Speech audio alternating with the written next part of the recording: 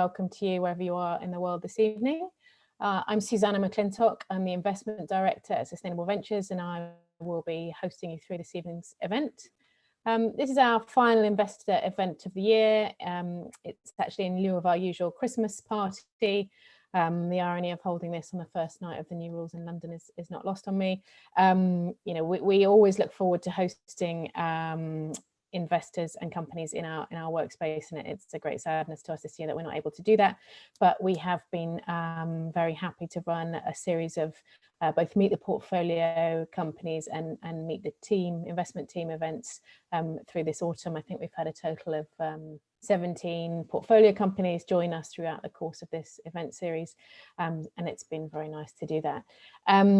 For our final event of the year this evening, we decided that we would do a bit of a combination event covering both the chance to meet our team and some of our portfolio companies, but also to spend a bit more time actually reflecting on the impact side of our work, on how we measure and report on that, and how what we do contributes to the UN Sustainable Development Goals and to global change. So in the next hour, what we're going to do is have a bit of an introduction to Sustainable Ventures and Sustainable Accelerator. We'll briefly cover both our investment process and some highlights from our funds to date. And then we're going to take a look at our Accelerator support program and how that looks to maximize the commercialization and growth prospects for our portfolio companies. And that will be through both led by one of our investment committee members, but also through case study and conversation with one of our portfolio companies. And then we're going to do the same with our impact thesis and contribution. I really think this is an area we don't focus enough on talking about, mostly because it's our bread and butter and in everything that we do. And that also will be led by one of our investment committee members and have one of our portfolio companies talk through their own specific case study in terms of impact contribution. And then we'll make sure we leave some time at the end for a Q&A session for you to ask questions of either the Sustainable Ventures team and or the entrepreneurs who are with us this evening. I think you'll find you're all muted, but if you want to put questions into the chat box, then that will help us to manage the Q&A session at the end. And just to let you know that we are recording the event this evening. We do that so that we can share it with those people that are unable to join us this evening.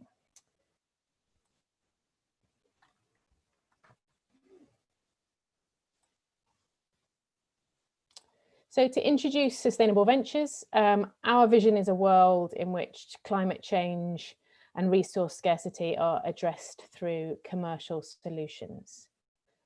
And we do that in a number of ways. We provide sector specialist support services. We are early stage investors through Sustainable Accelerator into companies in the sector. And we have created an ecosystem to support startups focused around our 2 co-working spaces in London. And we talk about climate change and resource scarcity as our overarching themes, but it can sometimes be hard to contextualize that. And people sometimes ask us, what exactly do you mean by sustainability? Or how do we define it? And so to help us with that, we focus on 5 sub-verticals, which we see as the key thematic areas as contributing towards our vision. And those are listed there on the right as food and agri-tech, mobility, future energy or renewables and renewable supply chain, building technologies, and the circular economy. As I said earlier, I'm delighted to have with us both the Sustainable Accelerator Investment Committee and entrepreneurs, 2 entrepreneurs from our Fund 3 companies. I'm really looking forward to hearing from them. So shortly, I'll hand over to Peter Short, our CIO, who will talk a little bit more about our investment thesis, as well as some of the highlights from Sustainable Accelerator over the last 3 years. Following that, Chris Morris, one of our co-founders of Sustainable Ventures and Sustainable Accelerator mentor, is going to share with you some points about our Sustainable Accelerator support program and have a case study based discussion with one of our Fund 3 companies. So we're also delighted to have Andrew Sousis, COO of Sunspot, with us. And then the final element of the evening will be a look at impact and what our approach is to measuring that, and the achievements of, in particular, one of our Fund 3 companies again, and that will be led by our co-founder and CEO of Sustainable Ventures, Andrew Wordsworth, and in conversation with Vijay Bhopal, Managing Director of Connected Energy, who will share some of the highlights of their impact story to date. So I'm going to hand over now to my colleague, Peter Short. Just as I'm doing that, a note to the speakers that I have control of the presenting slides, so do let me know if you need me to change the slides, and I will attempt to get you to the right place. So Peter, thank you. Over to you. Thank you. Thanks, Susanna. I thought this evening it might be worth, as this is our last presentation to investors of this year, just to reflect a little on what we have learned over the last 3 years. And what I'm going to be talking about is just a little on the process and how we move companies through the support program, which we'll be talking about in more detail later. And then we'll talk briefly about the 3 portfolios that we've created over the last 3 years, and highlight some of the successes in that, and own up to a failure or two. And then finally just talk a little about the process for investing the fund that we now have successfully raised. And if we've got any investors in portfolio or cohorts 1 through 4 on the call tonight, thank you for your support. And I hope we can demonstrate that the team here have done a good job and have managed your money with care and diligence. So we're in the business of creating portfolios of early stage businesses in the sustainable and broadly clean tech sectors. And I think it's absolutely critical that we talk about portfolio, because we often get asked, well, we often see some investments in this space or these spaces. We see them on the several websites. Why do we just invest in them on a direct basis? And I think that's an important challenge.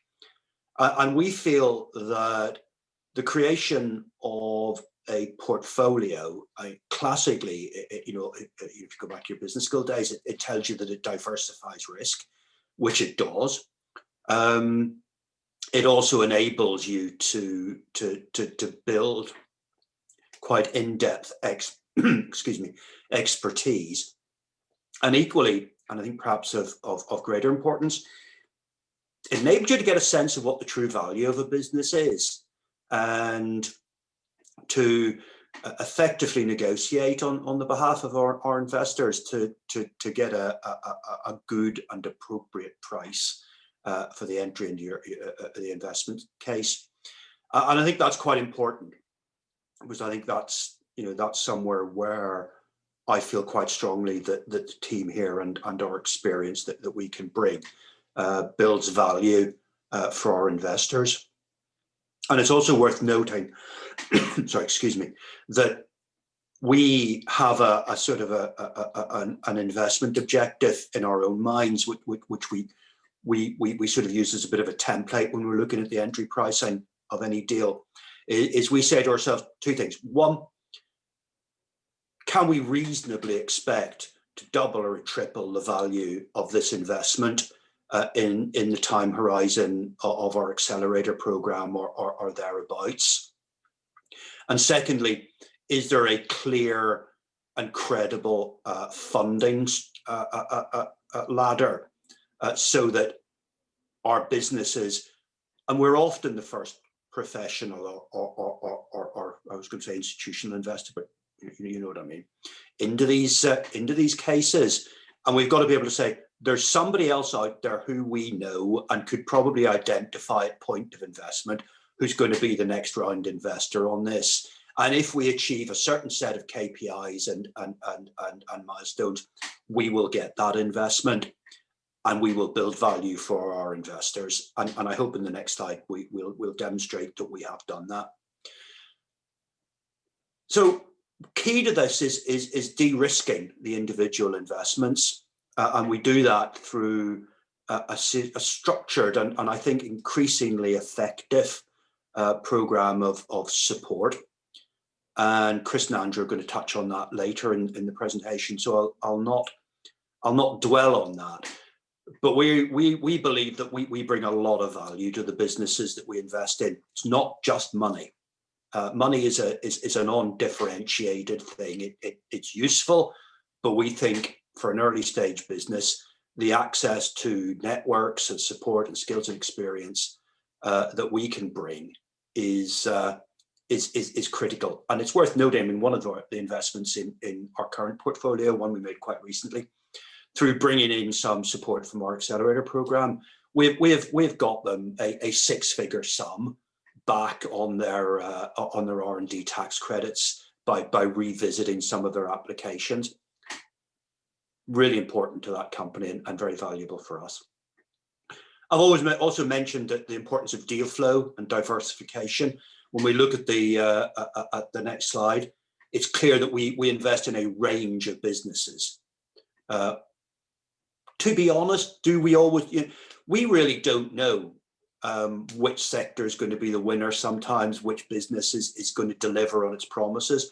A good investor has a portfolio, spreads the risk that way, and we do that. We also have real focus on bringing in non-dilutive public financing, either through grant schemes or other access to finance products that come through government and quasi-government bodies. We've got a really strong track record on that. We've got a deep experience in our team. And that really leverages the value of our investors' money. And we're really beginning to see the benefit of that in some of the businesses that are coming through. And finally, on this slide, we invest early. We're often, as I say, the first professional investors in the case. We hope that we do that at an appropriate valuation point that will allow us to capture as much of the equity value as possible by investing prior to value inflection points that we help to create. So, Donna, the next slide, please.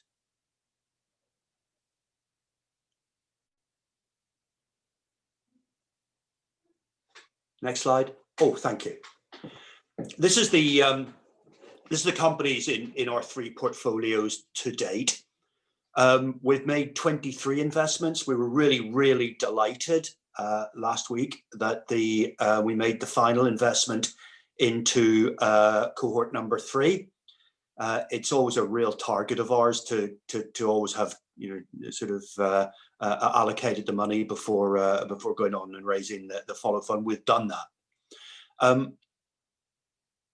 We've only lost one business out of the 23.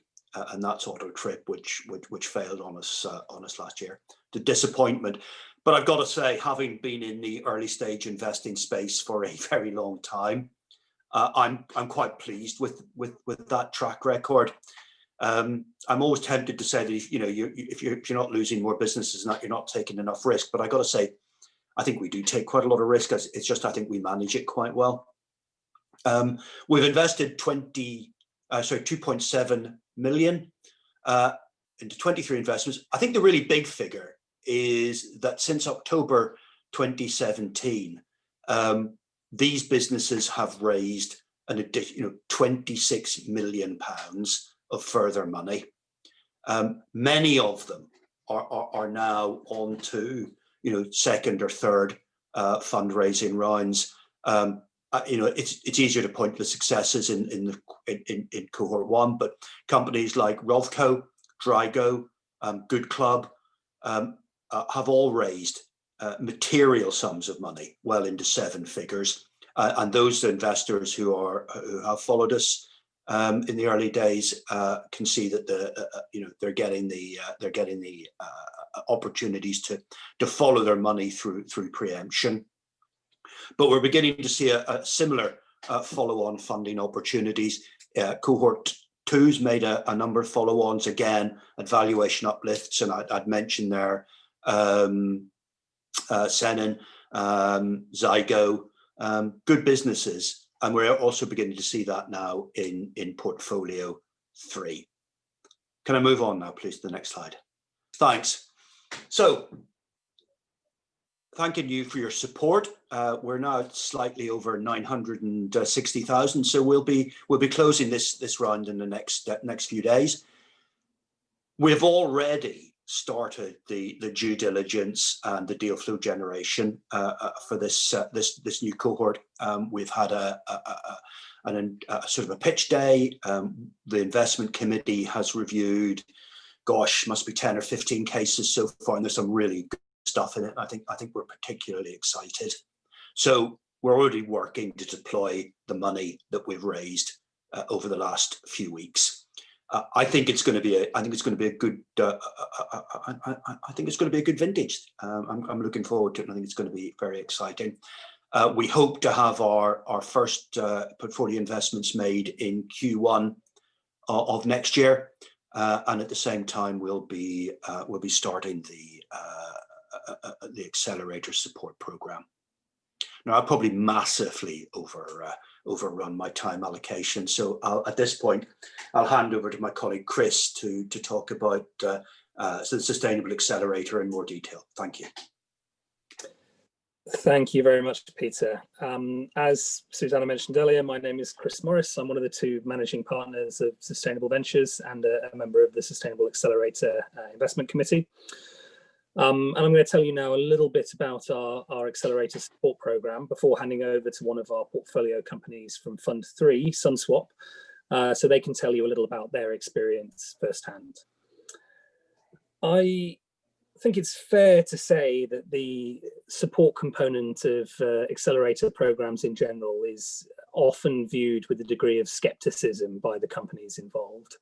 And they're frequently seen as generic, time-consuming, a bit of a distraction from running the business, and ultimately is simply a necessary evil which the startups are prepared to endure in order to get their hands on the cash.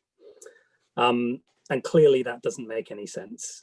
It's been our intent from the beginning to do things differently, providing bespoke packages of support for each company, which are aligned with what they really need at that given stage in their development. And we only get involved with businesses where we're confident we can add significant value. As a rule of thumb, we want everything we do to either result in more money in their bank accounts or the replacement of a cost line that would have been in their P&L anyway. Our startups join us on a rolling basis throughout the year, and right at the beginning of their time with us, they'll sit down with our portfolio director, Irena, who will work with them to build a custom support program which meets their needs. And there'll be some elements which are in common to most, things like workspace, help setting up their impact reporting, initial design reviews, and one-to-one executive mentoring. But the balance of support beyond that can vary really quite significantly, focused on everything from product design to commercialization or fundraising, for instance, at different stages. So Susanna, can you move us on to the next slide, please? So SunSwap, who are with us today, are a member, as I said, of our Fund 3 cohort, and some of you may be familiar with them. They intend to decarbonise the cold chain with zero-emission transport refrigeration, and have developed something called the Smart TRU, which is a cost-effective electric transport refrigeration unit, providing, I think, the first real alternative to conventional diesel-powered systems in that space. They joined us in late March this year at a very interesting time, both in the world at large and for them as a business. And as you can see from some of the milestones covered here, they've had a very productive period of time. I won't run through the list in full, but in short, our support is centered on different things at different times for them, ranging from product design with our head of design services, the production of branding and marketing collateral, resource planning, and more recently work as a fundraising partner. But I think rather than go into any further detail regarding specific areas of support, it's perhaps best if I hand over now to Andrew from the SunSwap team, so he can tell you a little bit firsthand about their experience and hopefully where they feel we've been able to add some value, as well as what they're up to now, of course. So Andrew, over to you. Thanks, Chris. Hi, everyone. I'm Andrew Sousis, the co-founder and COO at SunSwap. Yeah, as Chris mentioned, we received our initial funding from SV in March and joined the Accelerator program then. We were excited to join, I think, as we had, as they have experience investing in companies developing similar tech to ours, particularly like hardware around batteries as well. And I think the biggest benefit of joining the Accelerator for SunSwap has been like the training and mentorship in a wide variety of areas. The areas that Chris has touched on, but also a few others. So kind of at a business operations level, we've had support around business finance, setting up our accounting software, kind of like the nuts and bolts of really setting up our business, which is really quite helpful because we're quite a technical founding team. In the past few months as well, we've been recruiting 2 new members of staff, and SA have really helped with that and the recruitment process and making sure we've got you know, reviewing job descriptions, all sorts of things that supports that process. As shown on the slide, we've had guidance with intellectual property through introductions and recommendations. And a big part of the support has come in, as Peter touched on, the grant writing. So we've won 2 out of 3 of the Innovate UK grants we've applied for, and the support from SA has been pretty good on that front, reviewing all our documentation, or ensuring that that we're putting together the best application we can. So yeah, in general, it's been very good support for us. I think also we like being part of the network of companies with like the same focus and aims that SunSwap has. So it's really good to be part of kind of the ecosystem that's developing here. And yeah, like the milestones that we've hit are shown on the right-hand side there. It's basically led us to where we are today. In 9 months, we've been on the Accelerator. We filed our first patent. We've commissioned our working prototype, which is based on site here at Sustainable Workspaces and Bankside. We've progressed with our commercial engagement with supermarkets and other refrigerated fleet operators, conferred some partnerships with universities and other research organisations. And yeah, we've also won the 2 Innovate UK grants, which we started in October. So yeah, it's gone pretty well. We've also as I mentioned, recruited 2 engineers to support the delivery of these projects and help us move even quicker, really. So yeah, due to that success on the grant applications, we're fundraising again as well to fully exploit that funding and to grow further. On the fundraising front, SA have helped by introducing us to a wide range of investors, and talks with those are ongoing. But they're also helping kick off a crowdfund, which will go public in January, and we'll have a private page going live this week as well. So yeah, if you want to know more about that, feel free to go to our website. But yeah, if you want to know more about SunSwap and our plans for the future. Perfect. Thank you very much indeed, Andrew. Really great to hear how things are progressing for you. I think in the interest of time, we'll move on from one Andrew to another. So I'll hand over to my co-founder, Andrew Wordsworth. Andrew, I think this is the first time I've handed over to you in a presentation in almost a decade. It's been an incredibly long time. Anyway, over to you. Thank you, Chris. Yeah, and good evening, everyone. So my name is Andrew Wordsworth, the co-founder and CEO of Sustainable Ventures. And I'm just going to touch on an area that we think is fairly sort of unique about this particular accelerator in terms of sort of the work we do on impact analysis. I should highlight that by joining the Sustainable Accelerator program, the the investee companies join the kind of wider sustainable ventures ecosystem, and we work with over 250 startups in the sustainability space, and therefore I've taken what we've learned both from our own venture development experience, but to try and apply that to work with the companies to work on what they do. I guess the main point here is that we, as a Sustainable Ventures Accelerator, we're an enabler. We're not the people who are out there saving carbon and alleviating poverty. It's the work that we our startup ecosystem. They're the people who put the hard work in. This is an extract from our the Sustainable Ventures impact report, which shows that in terms of the United Nations Sustainable Development Goals, our focus is around sort of numbers 7, sustainable energy, through to 13, climate change. We do touch on other areas, but those are the sort of the main sort of focus parts. So if I move to the sort of the Sustainable Accelerator approach on the next slide. So say we basically use a framework built around addressing how our startups, each startup addresses the United Nations Sustainable Development Goals, 17 of them, and we do that by working with companies to first of all sort of identify a theory of change, and that's recognizing that whilst each of them, is not going to solve climate change on their own or alleviate fuel poverty, for example, it's how they're sort of contributing towards that, and working through a logical thing about looking what they do into sort of outputs in terms of what we can measure around the results of those activities. That then leads all the way through sort of outcomes into what they're actually impacting. As I say, that covers, as you might expect, climate change, and sort of clean, affordable energy and efficient resource usage, but also often contributing towards health impacts, or creating jobs, or creating and alleviating poverty.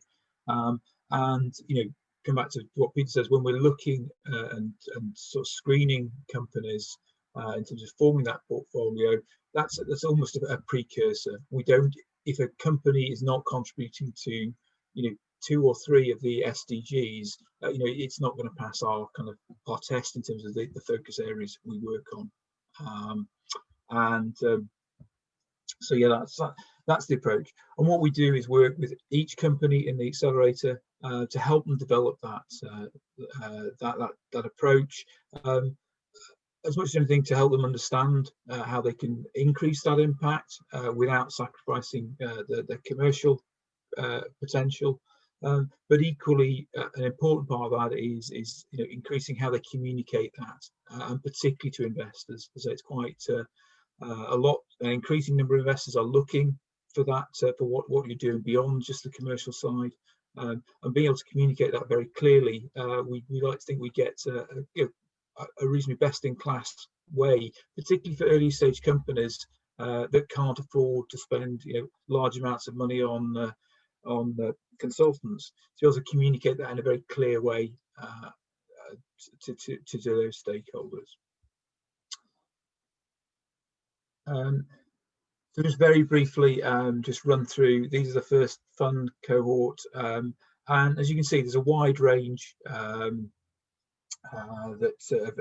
areas that are being impacted, and as I say, the data sort of shows that climate change is common across all of them, but equally, as I say, it's sort of economic growth, and perhaps not unexpectedly, the companies are all out there, they're creating jobs, they're reducing resource usage, they're making things more efficient, they're doing things better in using less resources. So it's not surprising that actually there's a kind of win-win in terms of reducing carbon emissions, but also creating economic growth. And then quickly moving on to Fund 2, again, similar kind of picture coming through in terms of the sort of the focus of where these companies are going. So I'd like to now hand over to Vijay, who's the Managing Director of Connected Energy, who can talk through their sort of impact story to date. Thanks a lot, Andrew. First of all, I'd just like to echo the sentiments from Andrew of SunSwap. We joined the Accelerator later, only in July, but very similar kinds of impacts for us on the commercial side as well. So that's the first point. In terms of who we are, well, Connected Energy, we make smart meters essentially. We call them smart meters for the last mile ICT sector, and what we mean is that our customers are companies that sell energy services in off-grid rural areas of places in the world, like India and various places around Africa.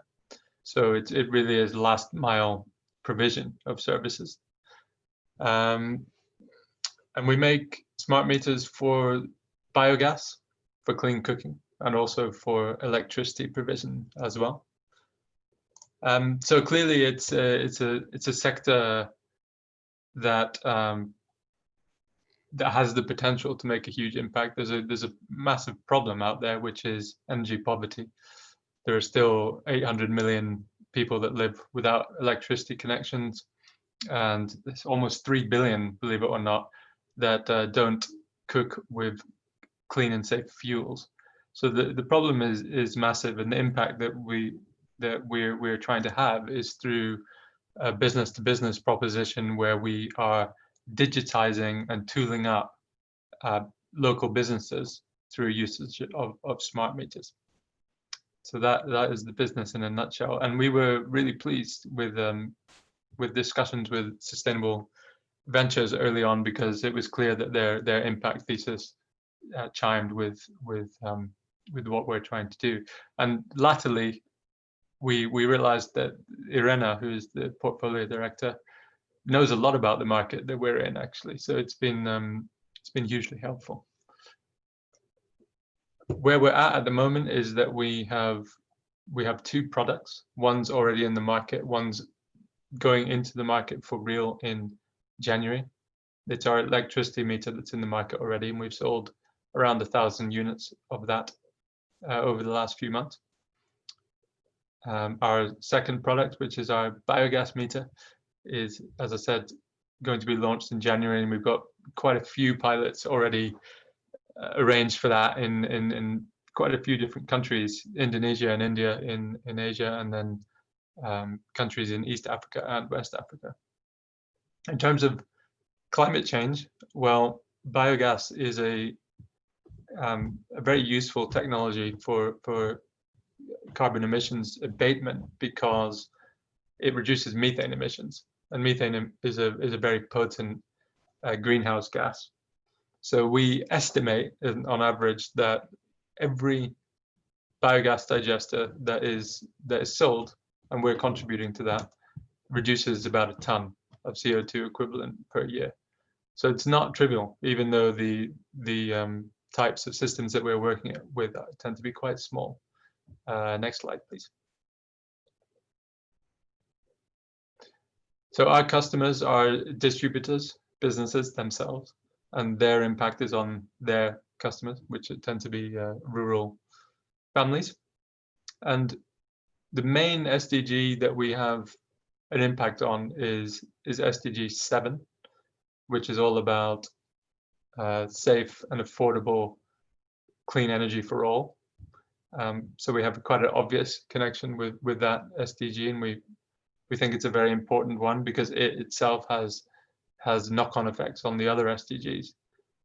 But the other one that I would concentrate on here is SDG 12, which is about responsible consumption and production, because cooking fuels are a huge source of deforestation.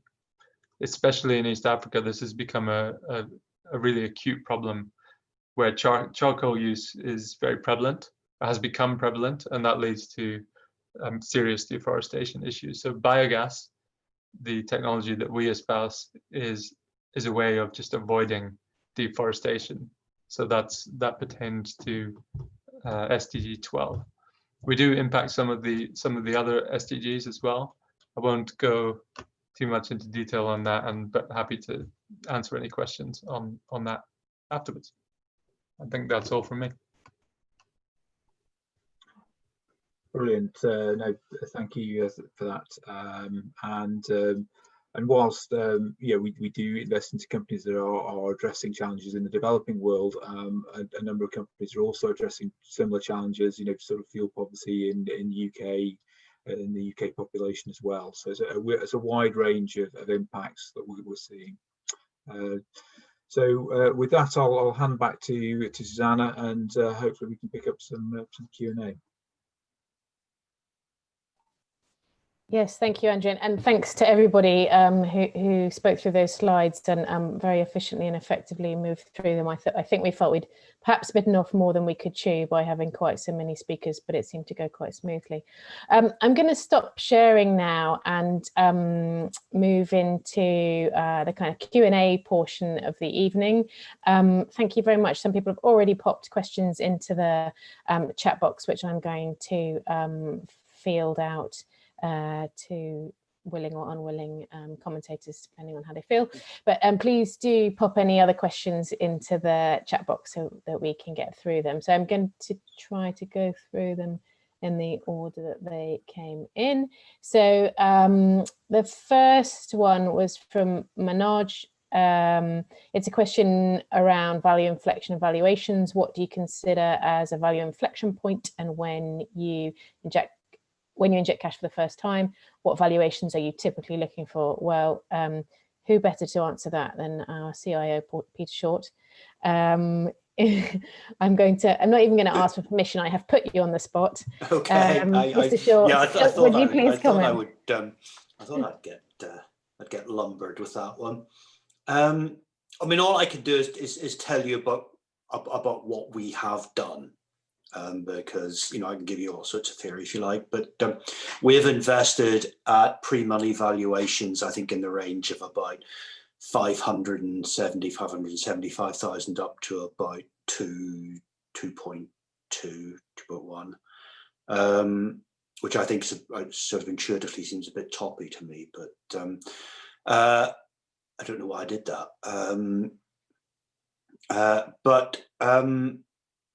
It's not so much the money, the value that we go in at. It's sort of the value we think we can go out at, or move the business on to the next stage at. And quite often, when we look at early stage businesses, they have some stonking valuations. I mean, they're really asking for a very, very, very aggressive valuation. And occasionally they get it, particularly if they're talking to US investors or perhaps strategic investors or what, but not more traditional financial investors. We feel really quite uncomfortable about that, because what we've got, and this comes to the second point of the question, which is about the value inflection point. You have to achieve a certain number of things in order to get another rational investor to come in and commit money at a significant uplift on your valuation, and that's often hard enough. Now, what might those inflection points be? I mean, they could be. It really does depend on the individual business. If it's a marketplace, perhaps it's getting a significant number of individual users. A business like AirX, for example, which is really doing well and it's raised a number of rounds, all of them thankfully up rounds. It's getting some of its core products. I was going to say authenticated. I've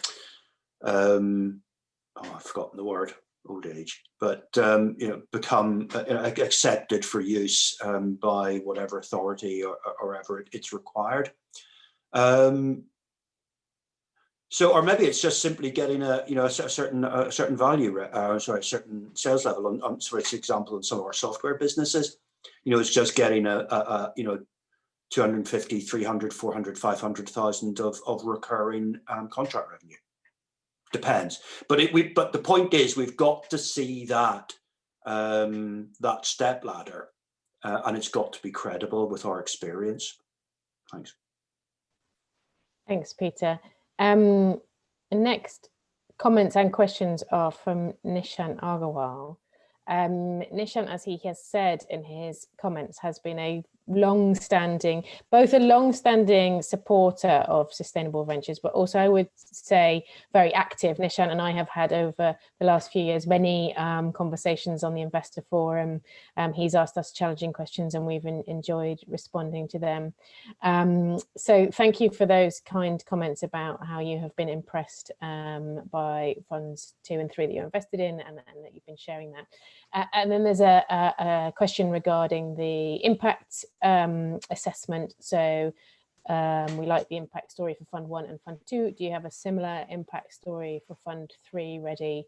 And could you share it, please? Andrew Wordsworth, if I could turn to you for some commentary about both the wider Sustainable Ventures Impact Report and the Sustainable Accelerator 3 impact, that would be great. Yeah, just pick up on the Fund 3. We see it as an integral part of the kind of 12-month support program, and it varies, but typically that comes in between in the 3rd quarter. I'm sure Irene will correct me on that one, and that's partly because we like to get to know the companies, understand them a bit more, and make sure that when we do the kind of IRIS Plus assessment, we're not just making up the first X SDGs that we're doing. We understand the business, and that's part of building the wider kind of governance and forecasting work that we do on the commercial side. We typically, I think last year we were going to release it in late March on the 2nd fund, and then something happened, so it got delayed until I think it was June, July that we released that one. I would expect us to be looking around about I think it's probably April, May we'll release the 3rd one. I'm looking at the team who are actually going to be the people responsible for doing that analysis, but I think that's probably... Yes, I think it's I think broadly speaking, that's kind of the timeline. We have already done a lot of the individual impact reports for most of the companies actually in Fund 3, but we have just made a last investment in Remix Robotics, so just started working with them. So I think we will put basically the individual reports into a final report by kind of Q2 next year. Thank you. And then just very quickly to touch on that one, obviously this is it's a focus on the accelerator side of things in the portfolio, but we're hoping in Q1 next year to release the first Sustainable Ventures Impact Report, which will introduce and explain a bit more about the wider ecosystem and the various different types of support that I think Peter has touched on, various different services that are available to members of the accelerator cohort. Brilliant, thank you, Andrew. Yeah, so both a Sustainable Ventures wide impact report coming out in the new year, and then following that the Sustainable Accelerator 3 specific report. There's been a couple of questions which I hope Manoj and Nishant won't mind if I aggregate, and I'm going to put them to our 3rd IC member, Chris Morris, and they are the combination of, do you only invest in companies who join the accelerator? I know that one will be quite easy for you to answer. And then do you always get a board seat in the investee companies? If not, then how do you align or control long-term goals with your own? There seem to have been companies on Seeders who have lost their initial aim and subsequently have failed. Thank you, Susanna. Well, on the first question, as you say, a relatively simple one. We are an accelerator, and all our investee businesses join the program. We're active investors, and as I mentioned before, we will only look to invest into businesses where we are confident we can add value. The nature of the support, though, as I mentioned, can vary quite dramatically depending upon the type of business and its stage. But joining the program itself is not optional and is part of our investment package. On board positions, no, we don't typically take a board position on the companies we invest in. We have quite extensive information rights and certain other protections in our investment agreements, but we do, for the most part, remain minority shareholders and don't exert undue control over the businesses as a result. We do ensure very strong alignment in terms of vision and mission, and it's very important to us for us to even consider an investment that the business does have resource efficiency or some other sustainability component at its heart and as a source of long-term competitive advantage. And so by succeeding and growing, they will have that impact. It is tied up with what they do as a business, so is not an option. So we're innately protected in that regard. But the reality is that when you invest in a very early stage business, there is a possibility that they will need to pivot and change their focus in order to succeed. And that is a risk and a degree of flexibility that we have to be comfortable. Thank you very much, Chris. And then a couple of questions have come in privately for the entrepreneurs, actually, and I think we'll such good questions that we'll ask both of you, maybe just in order that you appeared previously. So Andrew from Sunspot first, and that's what are your next key milestones for the business? What things do you need to be achieving in 2021? So the next key milestone for us is securing a customer deployment, and subsequently to that an order for our units, basically. I mean, what that looks like in the transport refrigeration space that we're operating in is typically a customer field trial, which normally is a month or so. So the customer can see how the unit operates within their business, how it fits into their operations, and then off the back of that, there's a more of a commercial discussion about how we'll integrate further into their fleet. So that's the main target for us going into the new year. We've got a couple of ways of doing that. We've obviously got a lot of commercial engagement, which has been supported by the Accelerator, but also we've got some of the grant funded projects I talked about. We have a working group that we formed with a number of supermarkets and refrigerated fleet operators in the UK, and so we're hoping to leverage those contacts to develop a working relationship, so we can basically launch the product with them next year. So yeah, in short, secure some sales. And you've got a big fundraising coming up. That's another milestone as well that will be hitting on the way. So yeah, that's in January. We're looking to launch the crowdfund. That should be going public first week of January. We've also had introductions to a wide range of investors through our contacts and also the Accelerator. So that's been really helpful as well. Brilliant, thank you. And same question to Vijay. What's the main milestones for Connected Energy for 2021? For us, it's largely about manufacturing. So in the last few months, we've really tried to make sure that product market fit is as good as it can be. We've made several changes, key design changes to our products on the software and hardware side for both of the products. And now we're getting into trying to get into scale manufacturing. So we had a target for a long time of trying to get up to 1,000 units in one manufacturing run, and we hit that for our first product just a couple of weeks ago. So we want to double that, and if we do that, then we increase our margins by about 12%. So we're at that stage, that kind of stage, and it's quite exciting thinking about it, and it's obviously pretty difficult on the commercial side as well, and risky. So it's just all that kind of preparation, and that's what we're doing. So target in 2021 is be able to manufacture 2,000 units in one manufacturing run for both of our products. Thanks, Vijay. I wonder if I might also ask you how things are going in terms of, you know, the COVID pandemic, and how I know that, you know, earlier in the year there were some delays, but you had some work plans around minimizing those. You know, given you've got one of the most international supply chains and markets, set of markets of all of the companies that we work with, it'd be interesting just to hear how that's working out.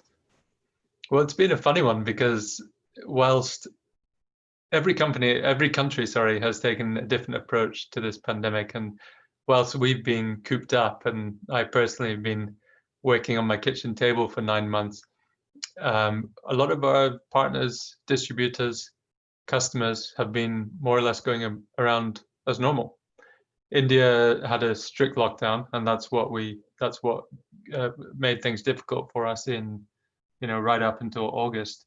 But since then, they've completely changed tack, and India's more or less open, with the exception of 1 or 2 cities.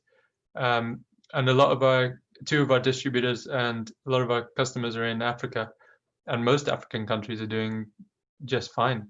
COVID's way down on the list of priorities from a health perspective. So it's been a complete mixed bag. And, you know, whilst the UK is still struggling, of course, it has become a lot better in the last few months. And in manufacturing abroad helped us, I would say. Yeah, I found that whole twist and turn of events for you particularly interesting to follow, because, as you say, some of those countries kind of freed up in terms of their activities sort of sooner than we were perhaps expecting. So thank you for sharing that.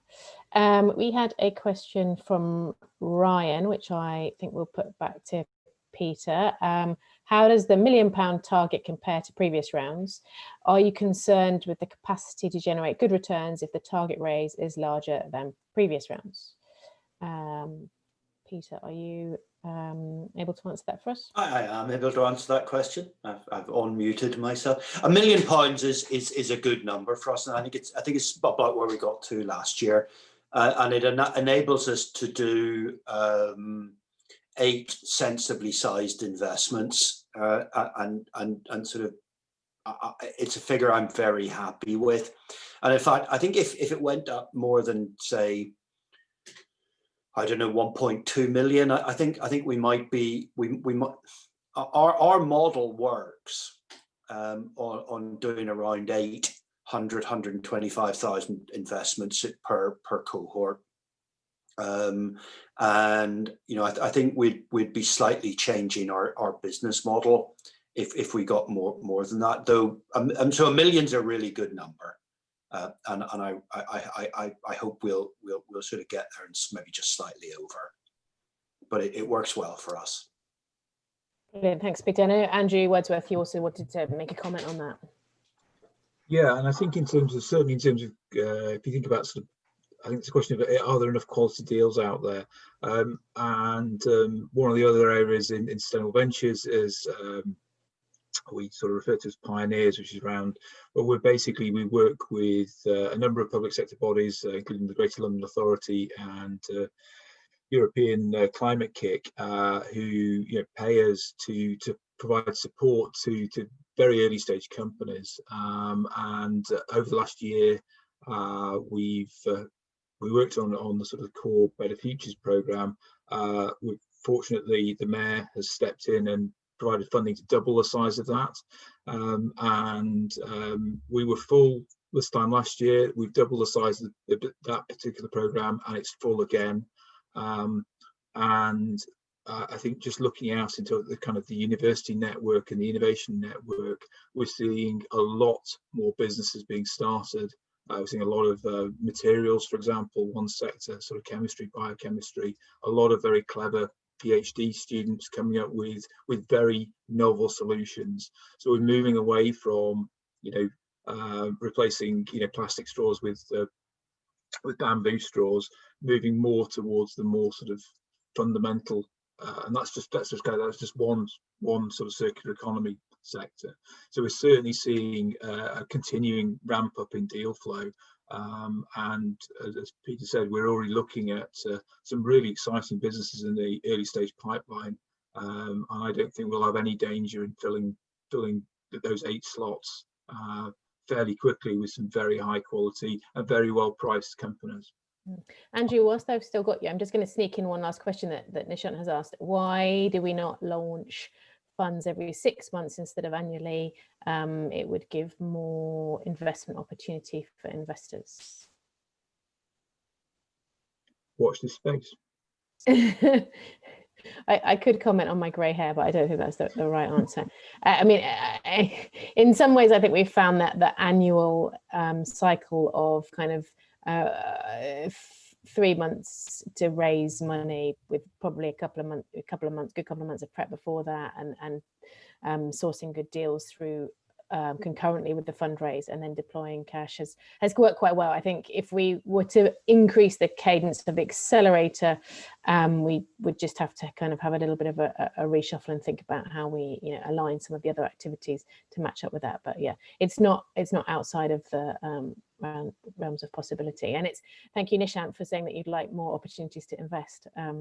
Fantastic way to round off. It's 1 minute to 6, so I think we should round off there. Particular thanks to Andrew, Susis, and to Vijay from Connected and from SunSwap for giving up their early part of their evening to talk to us. Thank you also to all of my colleagues for contributing, and in particular to those investors who joined us to hear about what we're up to. We'll circulate a video of this recording. We are open for any questions you may have about the fund. You can reach us at investments@sustainableventures.co.uk, or reach out to us any other way. And again, really sad not to be able to wish everyone a Merry Christmas in person and clutching a drink in our hand, but all the same, we wish you a relaxing break over the festive period, and we look forward to coming back to you in the new year with some interesting investments. So thanks very much, and good night for now.